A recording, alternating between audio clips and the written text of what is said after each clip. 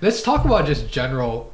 I think this is where we overlap a lot. Me being an athletic trainer, you being like, now you're not in orthopedics, but a good chunk of your career you're in orthopedics, right?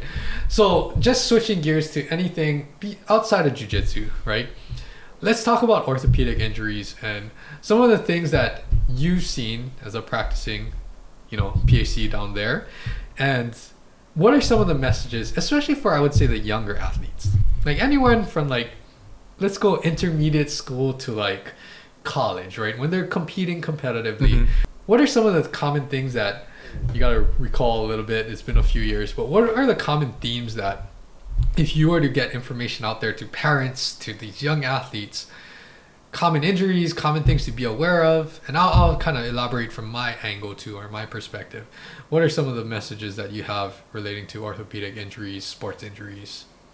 Jeez, good question. As far as things I see that maybe could have prevented them, or anything, common themes, trends, prevention things, even treatment and making sure you're getting seen. What is it that were some of the big themes that you experienced, especially during the school year, I guess, when they're all physically active?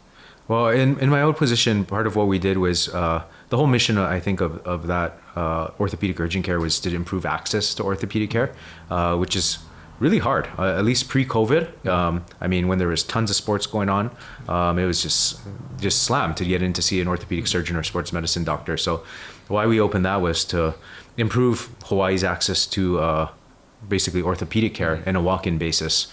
So, I mean, you could get your x-rays, you could get your workups, you could get MRIs, physical therapy, different types of injections. You could get all that on a walk-in basis. So it was, I think, super helpful. So the vast majority of the sports injuries I saw, I mean, they're just accidents. I mean, to a certain degree, I think having a good trainer, having a good strength and conditioning program to just keep yourself as strong as possible, as mobile as possible is huge, especially for these younger kids who maybe aren't as developed. Just working with someone who knows what they're doing.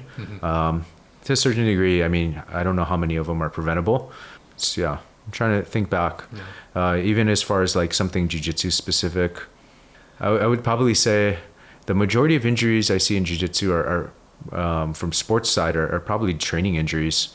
So just kind of training smarter, having a good coach that's hands-on, watching you, helping to guide the training, making sure nothing, you don't have the crazy guy in class hurting people, things like that. Yeah, that's true. And then, exactly like what you said, a lot of the injuries, even if they're not preventable, I think having some type of facility that you can be seen on a walk-in basis, or just getting seen by the right professionals. Yes. Right? Because, everyone's going to have their specialty, I guess. And we have our specialty, right? It's more this orthopedic side of things and dealing with more of the active population, right? But I think the worst thing is to go just get seen and then just rest. And then when the pain is gone, jump back into it. I think that's the number one thing that I would say gets people in trouble. And over time, it's going to start to have this cumulative effect where it was not that bad before. 6 months later, okay, it's kind of bad now. A year later, it's like, well, I can't even participate. And then a year and a half later, it's like, I should go see the doctor. Well, we wasted that whole year and a half where you could have just done the right things, like either strength-wise, rehab-wise, that you would have been back in a couple months at the least, right? So I think knowing what resources there are on the island. Fortunately, in high school athletics, there's a lot of athletic trainers in the high school. And I know you guys worked a lot with athletic trainers because they would, send some of the athletes that needed to get seen by orthopedic specialists. So I think just knowing what resources you have, if you're outside of the traditional athletic environment, like MMA, jiu-jitsu, even other types of places, know what types of resources and professionals there are that you can go get seen if it's any type of sports injury, right? More so than just, the minor things that doesn't even keep you out of a practice. We're talking about you got hurt, like your LCL, right? Cannot continue training that practice, even though you're like, I think I'm okay, right? But still, you went to get seen by our colleague, and then just to be safe, because, worst case scenario, at least you're getting the right treatment. Right? Yeah, I was very fortunate. Again, it's one of those things, like we mentioned earlier, it happens a lot where we see missed diagnosis for a lot of things. A lot of like sprains, a lot of meniscus stuff, kind of not really caught. Even like rotator cuff injuries that turn into full tears down the line, things like that.